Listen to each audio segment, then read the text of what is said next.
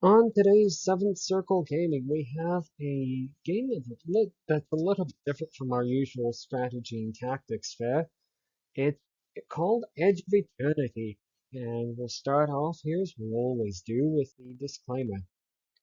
The game was purchased some time ago, and it was played on normal difficulty. We did play through this game using both a PlayStation 4 gamepad and a mouse, and none of the cutscenes in the game was skipped throughout the playthrough. So then we'll move on to immersion. Most importantly, the game does have a statistics focus to it. There is not much of an agency of player agency available in the game. Any of the um, gear or kit things really are more of a statistics modifier than they do add any agency, so that really fits more on the statistics focus. The game does have some tactical challenges for players to overcome, and the game also has does some world building. And however, it did not seem terribly relatable to us during any of our playthroughs because it is steampunk fantasy world that really doesn't align with any other fantasies, other fantasy genres or fantasy stories. And speaking of story, the game tries to tell one, and it's there.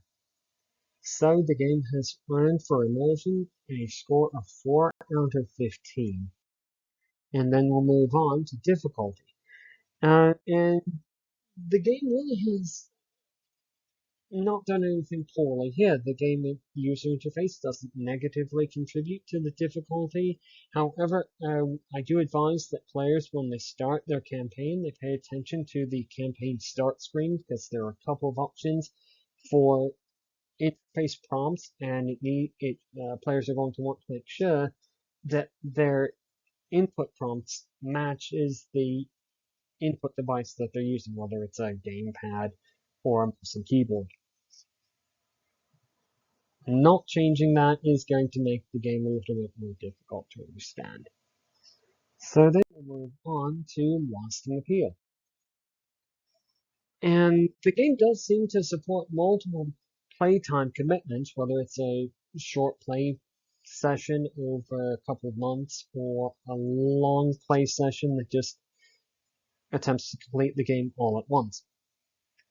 Information in the game is presented rather slowly, and the game is supportive of both, as we previously noted, either a gamepad or a mouse and keyboard.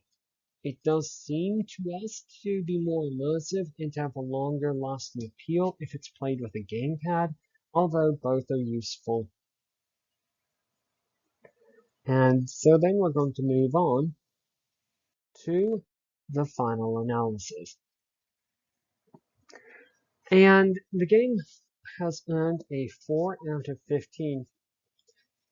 And we'll just mention here that the game seems to require players to immerse themselves in it. It really doesn't have a hook that pulls the player into its world or pulls the player into the game in any way. The player has to try to immerse themselves in it. And the game does seem to prefer, again, that gamepad for more immersion and longer lasting appeal. And as we mentioned previously, the game can be played in almost any playstyle or any playtime commitment that the player wants to put into and not lose anything.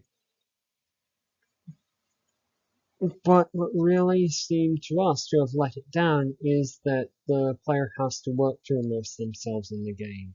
It's not like some other games out there where the player is really drawn into the game world.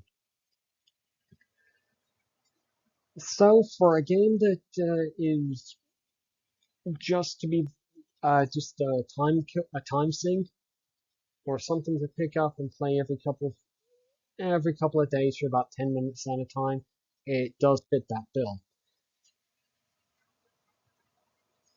So then, with that, we'll move on to saying, hey, thank you very much. If you did watch all the way through to the end of the video, do the obligatory YouTube things. And that's all I've got for today.